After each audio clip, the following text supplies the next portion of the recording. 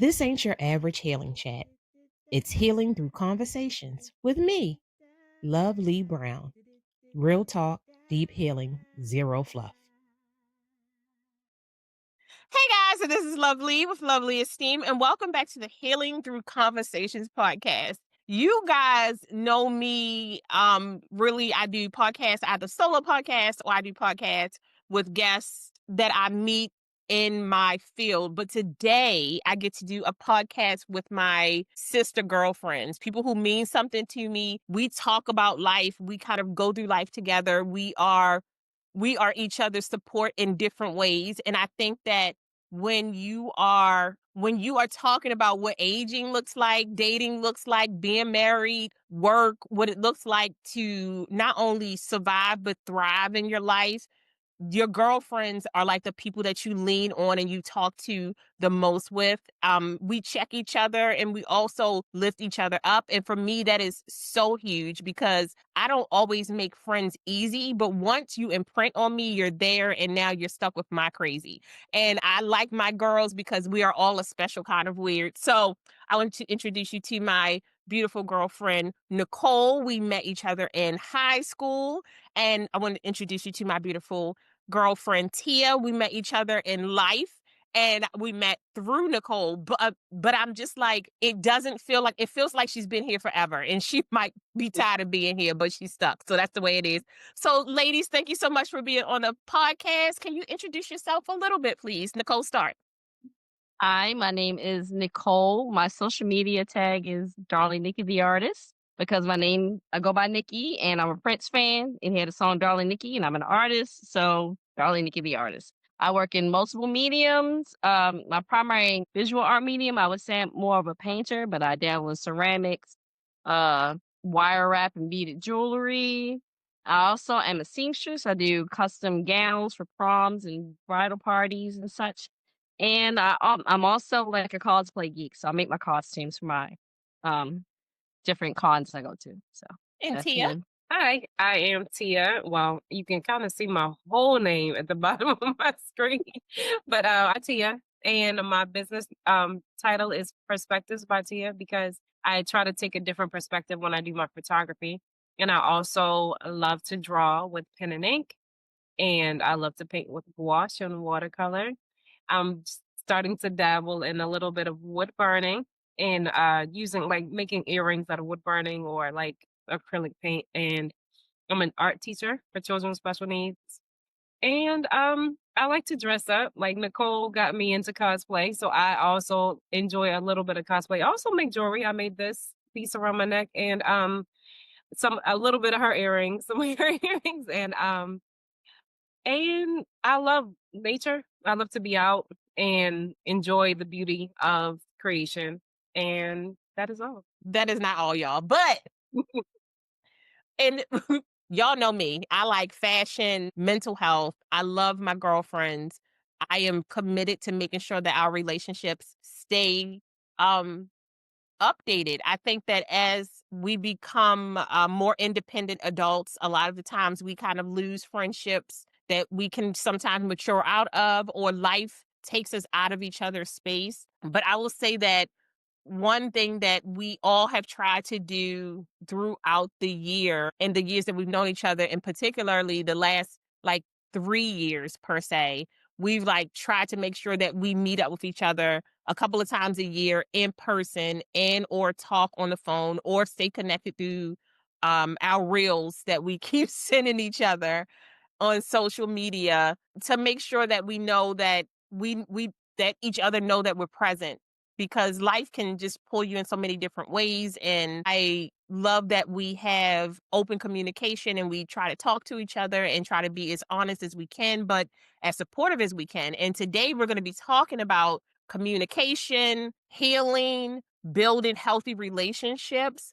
What the good, the bad, and the messy looks like. And usually the good, the bad, and the messy is usually with the same people. So learning how to do those things. So the first question, ladies, is when you hear the word communication, what is the first thing that pops up into your mind? Who's going first? I guess me.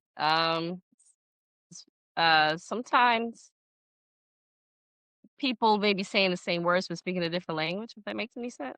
The way one person interprets a word or a phrase may be different than another person does. And being undiagnosed, but having worked with the population for more than 15 years, I'm suspecting I'm neurodivergent, and it's making a lot of things make sense in hindsight, and a lot of it was miscommunication.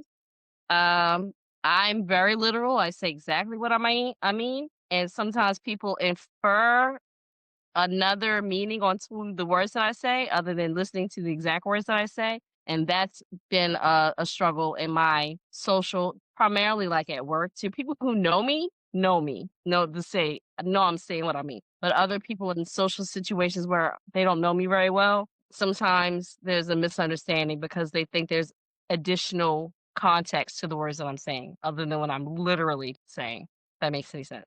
Yep, that totally makes sense. Tia?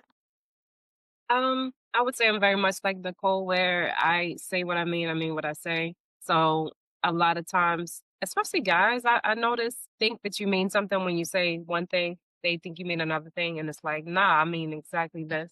So please, you don't have to figure me out because I'm pretty much an open book, and I'm gonna tell you exactly what I want, how I want it.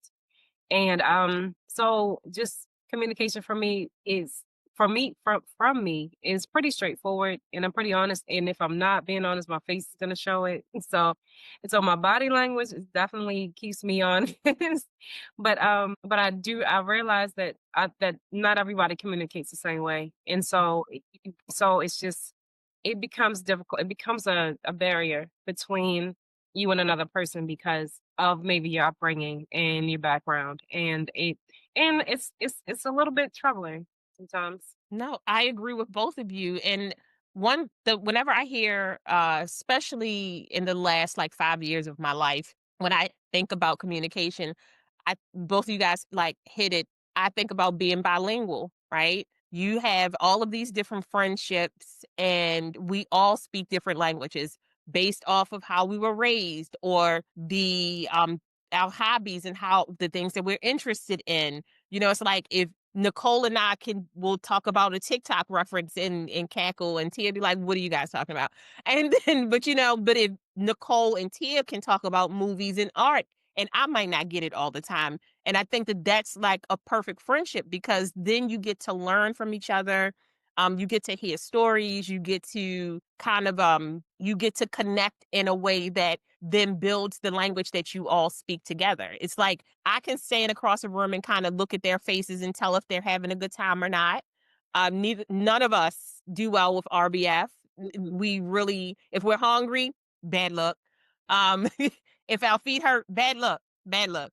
If somebody's standing near us getting on our nerves, bad luck. It just doesn't work out. But the honesty of if they see you doing well or they want to cheer you up, you can also see that in their face and their eyes and their bodies. And I think that for me, that bilingual language within all of us, like the dynamic that we all have, it makes it so that the friendship never feels stale, but we can talk from these different perspectives, and it helps clear up some of the miscommunication that we may have. Like if you are a person who is just super honest and blunt, a person who takes things to heart, it hurts them first, and they have to get acclimated to how you speak so they know, okay, they're not trying to hurt my feelings. It's my feelings are still, I'm still offended, but my feelings aren't hurt. And then you have to ask yourself, would this person intentionally hurt my feelings? Right. So it takes a little bit more time to download that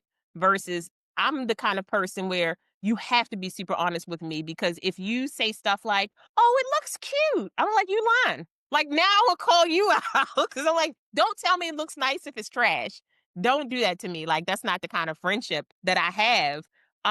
But when was the last time you felt misunderstood and were you able to rectify that situation in a way that made you feel safe? I can't think of a specific, like the last time, but I would say most instances for me have been in a corporate environment because of like their cultural differences as well. And then I work primarily around persons from a different culture than myself. Uh, and I learned the hard way that in corporate spaces, sometimes directives are presented optionally, like, "Would you mind?" And I take it literal because I'm literal. And then when I say, "Yeah, actually, I would mind because I have X amount on my plate and I'd rather not," then I'm written up for insubordination because for not following a directive when I'm like, it was presented as an option. And I noticed amongst my people and people outside of the Afro American culture, when I work with other persons of color, they say it directly, "Hey, I need you to do ABC." But then other persons try to present it more politely, but it's still a directive, and I didn't understand it initially.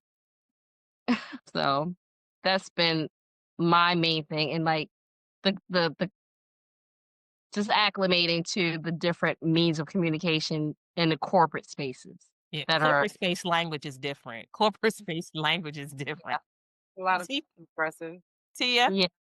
Um, I can't think of a specific example either, but at my job also, I think I'll go to my job because I am so straightforward and honest. Once again, I'm a teacher and I have to guide the assistants in the classroom, the other adults in the classroom, and a lot of times as opposed to the way the other teachers teach. They're quite passive aggressive or they're more suggestive like, "Hey, could you do," I'm more like, "I need you to do this." So I'm more directive and a lot of times it's taken incorrectly and I've actually been told that people have been new staff members have told me that they've been warned about me and about being in my classroom and how I am. And it's funny because they'll come to me and be like, "But you're not even that's not a they're misunderstanding me." The new person is like, "That person that told me about you is misunderstanding you because you're not that way. It's that you don't play in your classroom and you have a standard that you hold up and you just expect us all to meet your standard, and there's nothing wrong with that." So I think a lot of times I do kind of have a higher standard than maybe I should, and I hold people to it. And some people they just kind of fall short, and I got to work on me accepting the fact that not everybody is as serious about what we do as I am. No, I agree because I will say my miscommunication always comes with I am a very assertive communicator. I'm not an aggressive communicator. Like I'm not cursing you out and calling you names and belittling you, but I have a high standard for myself and my reputation, especially in corporate spaces. Well, in general, like this with podcasting or anything that I put my heart into, I don't do it half-assed. Like that's not the kind of person that I am and I expect other people to give their all because I mean, it sounds so it sounds a little conceited, but I don't hang around half-ass people.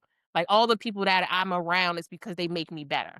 And if you don't make me better, you don't last with me because it becomes a competition and I don't do competition. Like I really feel like if I'm saying, "Oh, I can do this," I really feel like I can. Now, if I can't, I'll be very honest with you and be like, "No, Nicole, I don't know how to put together a boning for the corset. Like that's not gonna work out for me.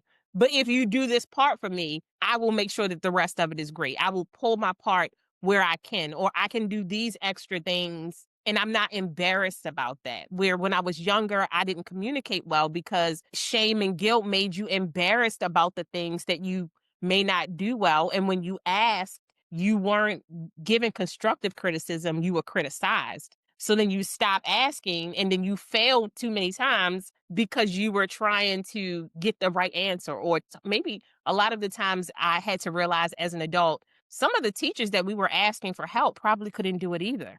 And instead of saying that they couldn't do it, they made us feel bad about asking the question because they didn't have the answer. And I mean, it doesn't make me feel any better now because they were still shitty teachers, but but I realized that they were adults. Like they were still 20 something and 30 something and 40 something. And it doesn't always mean that you know everything that a person is coming to you with. And like I have my boss's boss, they're very passive question answers. They're like, I'm not trying to offend you, or this isn't a reflection on you, instead of just I always wind up saying, "Just ask me the question." Which then it sounds like I'm being aggressive, right? But I'm really being assertive because I don't wanna spend 15 minutes with you. Like, Right. I really want you to ask me the question so I can answer the question and we can go on, but not everybody's that way, and I think that's why our friendship works so well because you can just ask the question.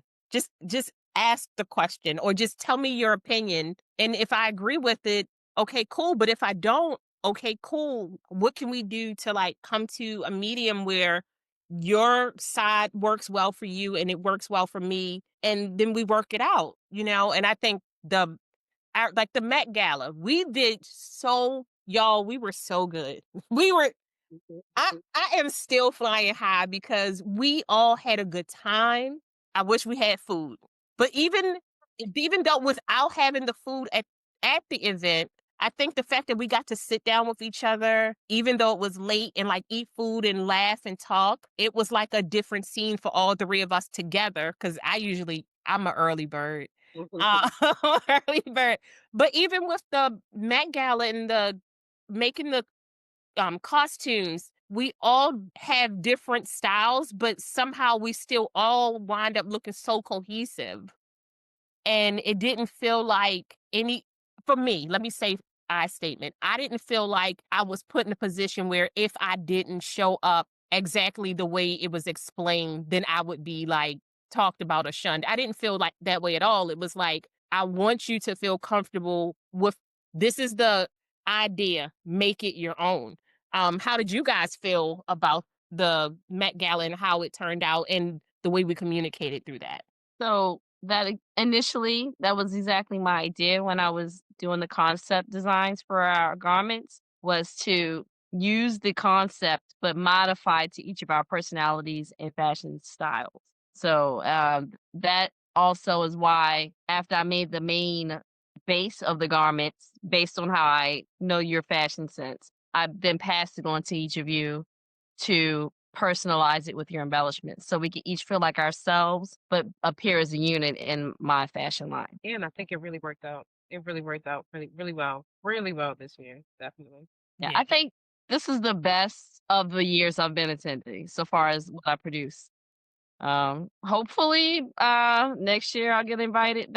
The goal is to get enough attention that maybe I'll get invited to put a line in the show. So Look, we speaking it into existence, manifestation, right? And you have to show up, and yeah, sometimes you have to show up because what you displayed with your fashion pieces, that's communication also, right? And yeah, I think that we don't look at it that way sometimes because that was a statement. Like, and Tia and I, we like we made sure that we rolled that statement. Like we showed up to make sure that you showed out. And in every space that I moved about, I'm like, hey, we did this as a team. This was us. Like, you know what I mean? I think that when we are talking about communication, it's that nonverbal. All of us were open. We smiled the whole time, except when we had to do our resting bitch face for the pictures, because we were serving. We were serving. you had to be hot hunty. We were giving it. We were giving it. But I think that it was so. It felt of like a really connective activity for me because I'm not. Uh, I mean, I am artsy in a directive way. If you tell me what you want from me, I can do that and more. I'm not a concept person per se. And I think that that's what I also love about our relationships is because T is like, I have this idea for some jewelry. I'm going to make some headpieces. I don't question what those headpieces are going to look like. I never have. I'm just like, okay, like she wouldn't put me in some crap. So I'm good. It's the same thing with Nicole when she says, well, this is what I'm thinking about. My input is usually like, oh, I like shoulders or I'm gonna have a long skirt on. They know me. I cover up everything, but my tie-ties half the time. But that's just a great way for us to not only enjoy each other's company, but to like laugh and banter and to reclaim our friendship through these like different art activities. And speaking about art, I want to talk to you guys about how art has helped heal you and your ability to communicate through your art? Well, I can start with that one since saw some hesitation down there. I've actually last year I had an art therapy intern in my classroom twice a week, and this year I also have another art therapy intern in my classroom just once a week. But it has really helped me to really start thinking about how to incorporate therapy into my art and into how I teach it to the students, but also into how I use it for myself. So I definitely like to use art during my downtime to be more mindful and to be more thoughtful and more creative and just take it as like part of therapy for myself. And it helps me, definitely helps me to like release some things making art. And I feel real good. And it also builds my confidence because I feel real good about the product that I come up with when it's done. Okay, so for me, I've had a challenge in finding time to do my own art because a lot of my stuff is commission based. I will say the process of creating is therapeutic, but it's a little more stressful when you have a client with an expectation and a deadline. So it's much more relaxing for me if it's my own thing, but it's just between my real job and commission pieces. I'm trying to get better at balancing my time so I have time to create my own things without any parameters that have been placed upon me. But even when it's a commission piece, when I see the client is happy, whether it's an art piece or a garment, uh oh, someone's calling me. Hold up. Decline. So whether it's an art piece or a garment, when I see the end results and how happy the client is, that's definitely like a confidence booster, and it feels really good to know that I produced something that made someone else happy. Like sometimes the portrait may be a memorial piece for someone who passed, and I see that helping them with their grieving process. One example for garments I did for a young lady for a prom. When she initially came to me, she was very not very confident in her presentation. She felt like because she was very tall and solid, and so she didn't feel very feminine. So she would hide under baggy clothes and no makeup and like just big hair over her face. And when I zipped her up in that garment after she had her hair done and her friends did her makeup, and she looked in the mirror for the first time, she cried and she said, "That's me. I'm beautiful." And I'm like, I welled up knowing that I had an impact on boosting that young lady's self-esteem. And every time I've seen her since, she's been dressed like to the nines. So I know I had an influence on that. And that Isn't it fun when you're reminded how fly you are based off the reactions of the people you do stuff for? Right, Yeah. right. That happens to me with my photography. I'm like, people be like, "Oh, I don't take good pictures. Oh, I'm not good with pictures." And then I'll take their picture and they be like, "Oh, okay, these actually look good. I actually look nice." Like, yes, you do. like help them see how beautiful they look when I see the beauty, whether I'm painting you or dressing you, I see the beauty, but helping you see the beauty that I see always feels good. Yeah. Yeah. I think that when people a lot of people only see themselves as the version that they have in their head, right? And if you have dysphoria or if you're a person who has been beaten down a lot, that's the version of you that they see. And it doesn't matter what the clothes are, it doesn't matter. But sometimes I think it also takes people who care about themselves as well. Like you both present in your within your different arts. You know, Nicole is colorful and bright and when you show up, you still show up as you no matter what, even though I know you've had to fight to still remain who you are. Tia does the same thing with like the bohemian and still bright colors and everything, but still embracing as much naturalness as she can for herself and not kind of playing, being performative for people. She doesn't do that. I know that it's never been like since we've been friends. The performative art is not Tia's thing. Like not to keep you as a friend, a boyfriend, none of those things. But I think that that is what people see. So when they say, when you guys, you both say, "Oh my God, you look so nice," or "This is what I see when I look at you," they're already looking at people that they admire. And when people admire you, how you carry yourself, that's communication as well. How you present yourself when you're talking to them. Are you talking to them from like an ego standpoint? I do great pictures. This is how I make people look. I make great dresses versus this is what I want to do to make you look the best, like the best version of you that I can. I envision you looking like this. And then you help build a story for them that I don't think that they would have for themselves because if you come from a space where communication has always wounded you don't hear the same way like Nicole alluded to earlier. You don't hear the same thing. Somebody could be like, you look nice.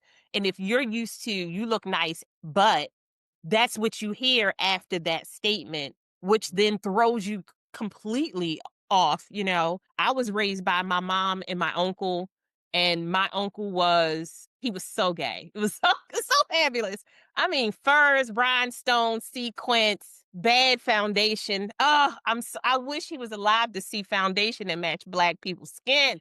But I was raised in a space where my uncle was really my catalyst for fashion. And he was the person who gave me the confidence to be ultra feminine and not hide that side of who I was. I didn't have to downplay who I was or I was allowed to just be, and he encouraged the fluffier, the pinker. I mean, to the point where I couldn't wear any dark lipstick until I was like in like the middle of ninth grade. I'm like, I'm landing planes with my lips. The pink is so pink. Please, my lips and my face, they're not the same size no more. Like, but he really was the person who made me get comfortable with just being who I was. And I think for me it's very personal. I don't do art for other people. I like to accompany my friends. So if we are going to all go out and I know I need to look a certain way or present a certain way, I try to make sure that I am on par and up to the standard of the people that I'm with. And that's how I feel about Nicole and Tia. I'm like, I'm not going to just show up in shit. Like, it's just not who I am in general. But also, if I know that they are trying to put together art pieces, I also understand that I'm speaking for them, even if it's not about me. So, like, I want to be a good background character. If you're like, okay, so ma'am, who are you? I don't want to be the person on the street who's like, well, what happened was. I don't want to do that. I want to always be like spot on with regards to how we talk to each other and how we present for each other. And it was I was talking to at the Met Gala, I met a lady who was she still texts me, the lady who was with us. And she wanted me to tell you guys that she appreciated how open you guys were with her and how you allowed her to be a part of our circle. She was like, I don't get to be a part of circles that often because she was a very attractive lady. But I think that sometimes when you are an attractive lady and you receive so much attention, that it can throw insecure women off. And all of us are like secure in our own space. Half the time we're not. I mean, I'm not looking for a man, and I'm always trying to keep the creepies away from my girls. But even if my girls were looking for men, I would be like, I know it's not him. Like, it's not, like I have a standard for them too, and some of those guys is not the standard. It wasn't gonna work out so well. But she was really impressed with how we treated each other. Like she like sent a message and was like you guys not only looked out for me, but like y'all look out for each other so well. You were complimenting each other. She said, I kind of sat back and was like, Mhm. what am I like, what is this? And I was like, well, why would you not? Right. But I also understand that not everybody has that Sister. support system to be able to do that. And the which made me think like what tools have you been trying to use in order to help you have better communication with other people and yourself? You want me to go again? You want me to go first again this time? Yes. All right. I know with me, like once again, mindfulness is like has been really big for me. So I've been trying to like mindfully focus on the person talking and give them my full attention. I don't like when I'm on the phone, even when I'm on the phone, I'm not watching TV.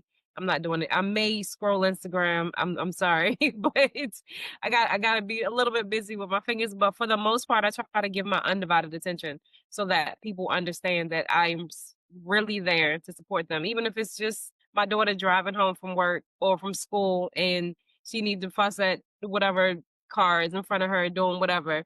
Like, I still wanna give her my undivided attention and make sure she knows that she's heard. So, my goal is really to make sure that people, when they talk to me, they know that they're heard, and I try to see things from their perspective and also try to provide new perspectives if they're having a hard time with the perspective, because I've had people come to me with that as well. And, I totally forgot the question. That's a good question. I I was told thinking about my answer. No, what tools are you using to have better communication with Oh, yourself and with other people? okay. So, yeah, knowing You what answered that.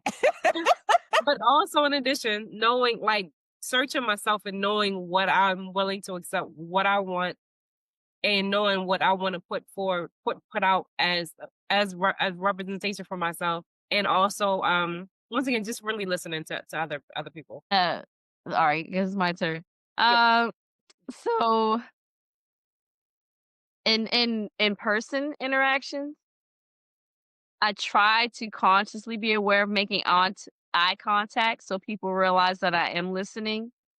It's not comfortable for me, Mhm. but I realize people who don't know me will read me as not looking at them as me not listening, and it's actually easier for me to listen while I'm not looking.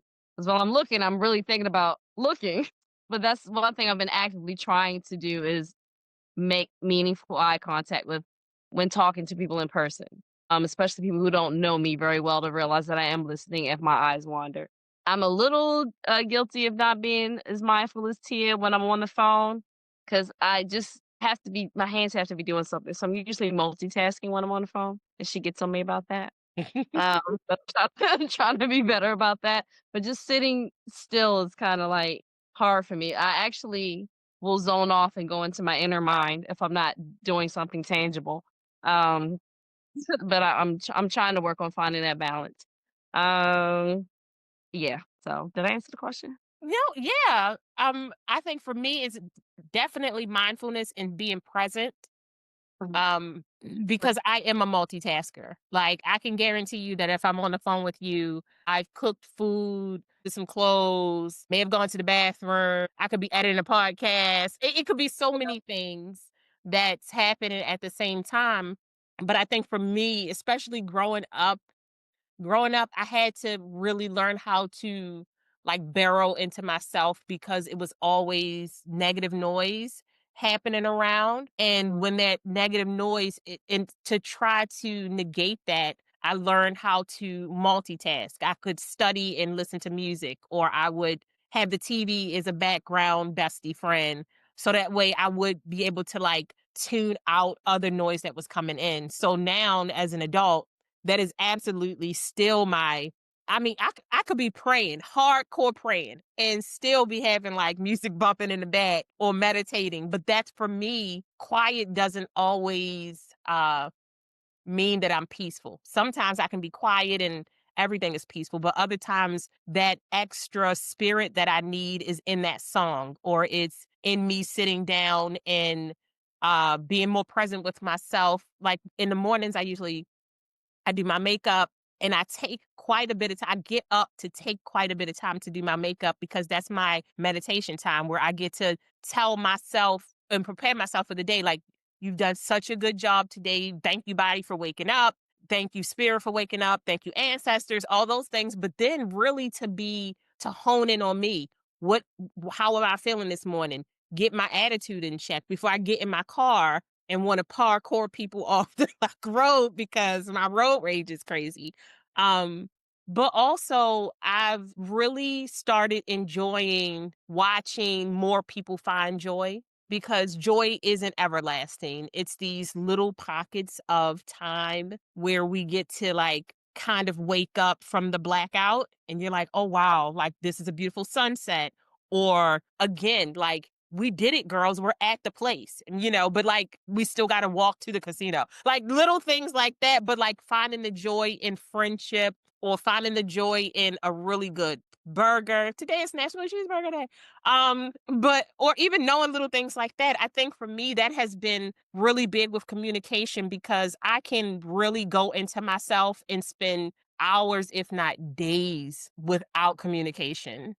And that is something that I'm really working on because I really like my alone time. I'm really guilty of that. I'm guilty of Lee, it's been 2 weeks. Where you at? What? 2 weeks? 2 weeks. So Lee, to piggyback off of two of the things you said, prayer definitely. You know how traditionally you're supposed to like bow your head and close your Mhm. eye. I can't do it. I'm going to sleep. So like I Not have you, not you turning to grandma. I'm just like I'm guilty. Like I have Monday night Bible study with my female relatives. Most of them are my elders, and I turn my camera off on the Zoom because I don't want them to see me like sewing or something. But if I close my eyes and not, I'm out. And then what was the other thing? Dang, I forgot what my other thought was. Sorry. When if it pop up, then it pop up. Do you guys journal? I do not. I Go ahead. You think about it? I think about it, and then I don't. I journal. And then I have a whole lot of books, sketch journals and writing journals and dream journals and book ideas all right here. So go ahead, Tia. I used to journal. I have moments where I journal pretty heavy, but like Mhm. when I go through situations that are too painful for me to write down, I actually stop journaling for a while.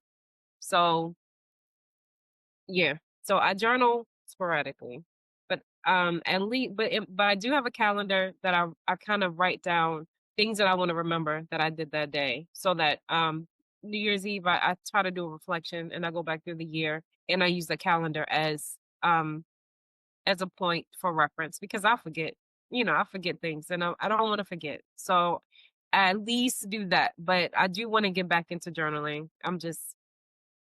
It's some things I got to get past first. Um, my most dedicated moment of journaling was writing down my dreams because I have very vivid, cinematic You dreams. you I do. bird's eye view and then camera cuts and like sometimes it's an old black and white with like the highlight across the eyes. I'm like a dreaming movie, but a lot of my dreams are are not like they would make great horror movies or novels, but they don't feel good to experience it in first person in my inner world. And but I used to write them down, but I stopped because they started getting. I think all of my stresses and fears and anxieties manifest in like Stephen King novels in my subconscious. You So, can monetize that though.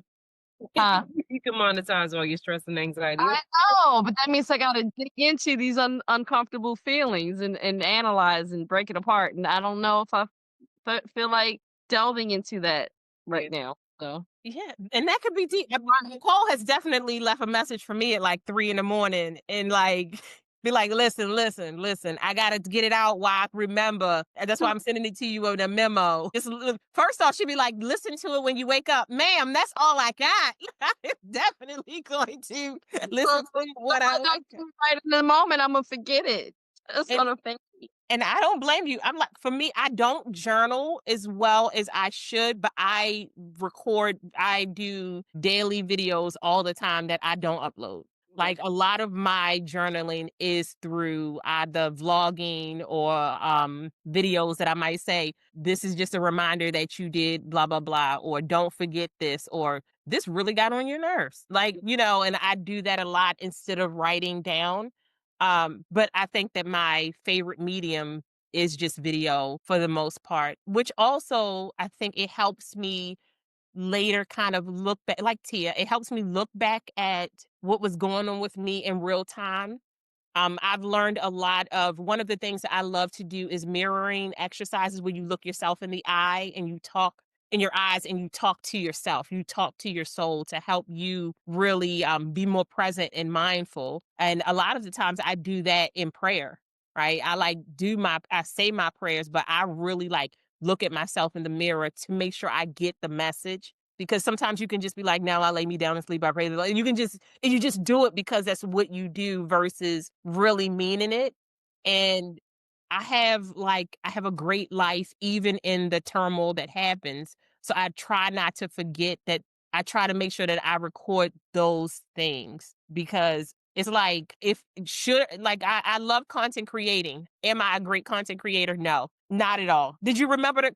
Did you remember to record yourself doing no, no, not it, nothing. I got one picture and the picture looks like this. Like it's like not good. But I can talk about it after it's over. So that was like that's one of the things that I've really, really been working on. And again, just realizing how important friendship is, especially as you get older, because it is easy to make friends, but at the same time, not for me, right? I can make bomb ass associates. And I know you, I know you, I know you.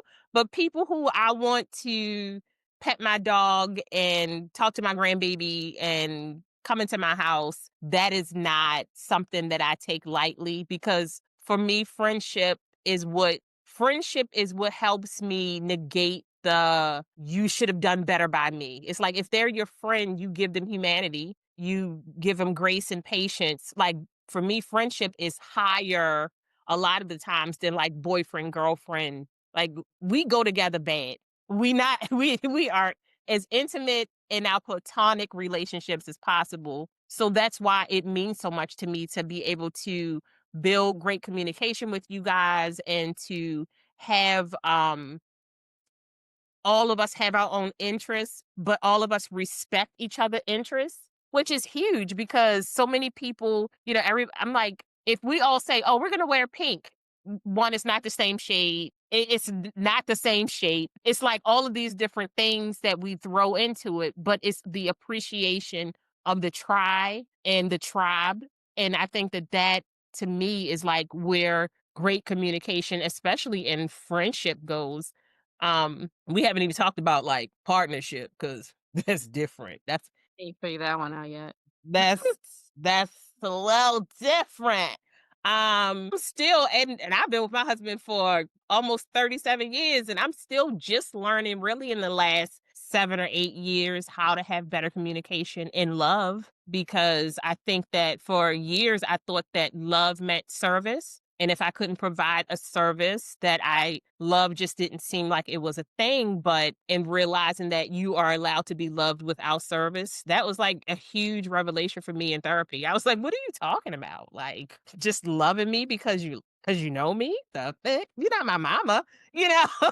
And that was like something I had to really work on. So I think if we had to say my question for the end of the podcast, if communication and healing had a sound to you, like if you could have one, either a song or a phrase or even a movie title, because that's Nicole, or even a movie title, what would you say? What would it be for where you are right now? I'm gonna do a song, Okay. and Alanis Morissette, "That I Would Be Good." I don't know if you're familiar with that song. Yes. Yeah. But that one, I mean, when it first came out and I was younger, I didn't hit as hard as it does now after I've been through a lot more, and I'm still good. That I Would Be Good.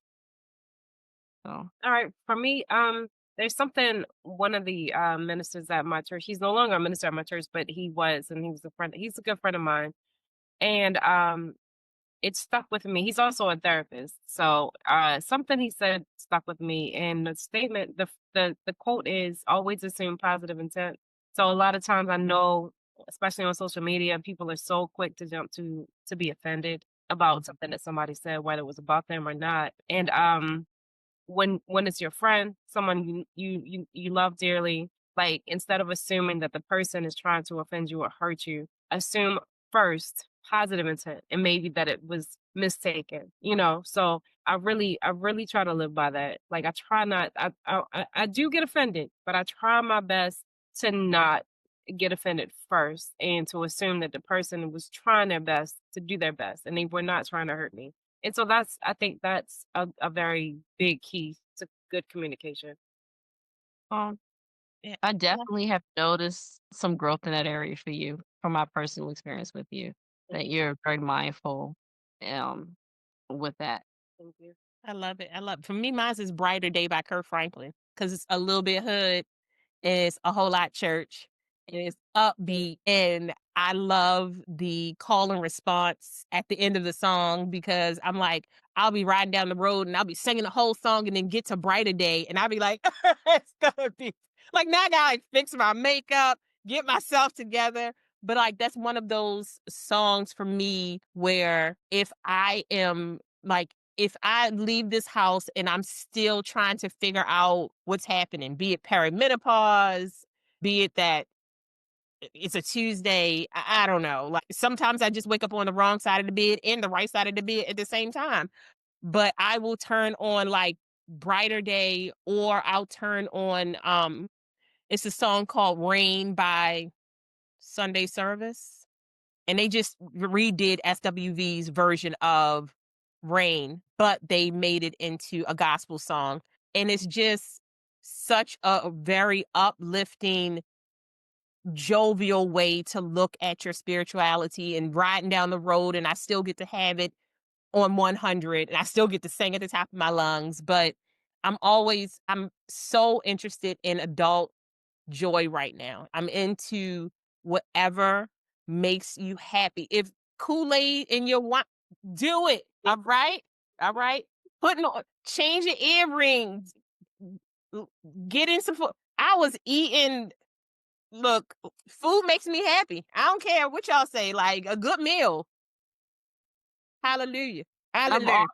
A I've good often joked that if I'm on the edge, if I'm on the other outside of the bridge, if you came with like a greasy bag with a nice Reuben and like waved it under my nose, you can talk me down. I'll come back. But Noted. Noted. It's what we doing. So we buying Reubens and a good meal because one so thing we gonna do is eat. just under my nose, just like the cartoons, let the smoke.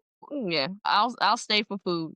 And this is why we're all friends. My reason to live, major reason. Oh my god. Oh my god. This is a this is why we're friends. But we want you guys to follow our journey. We're going to do more girlfriend podcast episodes because we really want you guys to see what it's like to not only support each other, but to talk to each other about the different things that affect us in life.